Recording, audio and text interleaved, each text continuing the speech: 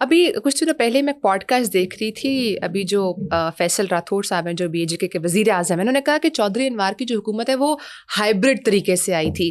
آپ سمجھتے ہیں کہ چودھری انوار کی جو حکومت ہے وہ کسی اور نے بنائی، اور اب جو حکومت بنی ہے وہ کس نے بنائی ہے؟ دیکھ تھوڑا سا ڈفرینس ہے. اچھا، تھوڑا سا ڈفرینس ہے کہ چودھری انوار الحق صاحب جب بنے وزیر اعظم تو PTI نے بھی ووٹ دیا ان کو.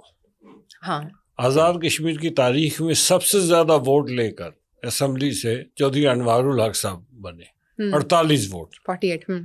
اب مجھے بتا، کوئی سمجھا دے، ایک آدمی جو دوسری بار اسمبلی کا ممبر بنا ہے، اسپیکر ہے، وہ اچانک اس کو 48 ووٹ پڑ رہے ہیں. میں بھی دے رہا ہوں ووٹ، مسلم لیگ کا صدر، مسلم لیگ کی پارلیمانی پارٹی، پیپلز پارٹی کی بھی پارلیمانی پارٹی ووٹ دے رہی ہے، PTI بھی ووٹ دے رہی ہے. اسد کیسر صاحب اور وہ خٹک صاحب، وہ دونوں مظفر آباد میں موجود تھے اور آپ نے PTI کے سب تمام کو کہتے ہیں ان کو ووٹ دیتے. جیسے ہی وہ منتخب ہوئے تو مجھے کوئی اندازہ ہوا کہ یہ کوئی گڑبڑ سی لگ رہی، تو میں نے اپنی پوزیشن اپنی پارٹی کی وضاحت کر دی. میں نے کہا جی کہ میں نے تو چودھری انوار الحق صاحب کو اور میری پارٹی نے ووٹ دیا، ہم نے PTI کے کینڈیڈیٹ کو ووٹ نہیں دیا، اور اس کی وضاحت انوار الحق صاحب کو خود کرنی چاہیے.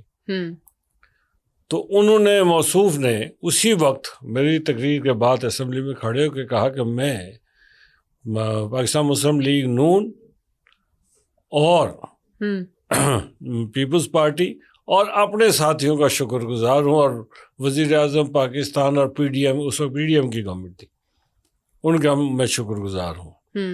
تو اس لیے کچھ نہ کچھ تو تھا جس کی پردہ داری ہو رہی تھی. اس بار جو ہوا یہ ایک پولیٹیکل پروسیس تھا.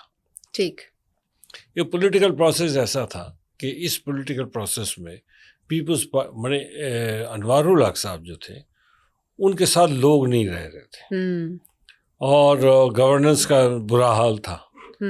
تو ہوا یہ کہ پیپلز پارٹی نے لوگوں سے رابطہ کیا. جب ان سے رابطہ کیا اور وہ جو فارورڈ بلاک میں پہنچے تھے، ان کا مسئلہ یہ تھا کہ PTI نے ان سے اونرشپ ان کی ختم ہو گئی. obviously میرے پاس پاکستان مسلم لیگ میں ان کے لیے جگہ کوئی نہیں تھی، اس لیے کہ میرے پاس کینڈیڈیٹ پورے ہیں. ایک دو جگہ پہ ہیں، باقی تو ہر جگہ میرے پاس امیدوار پورے ہیں.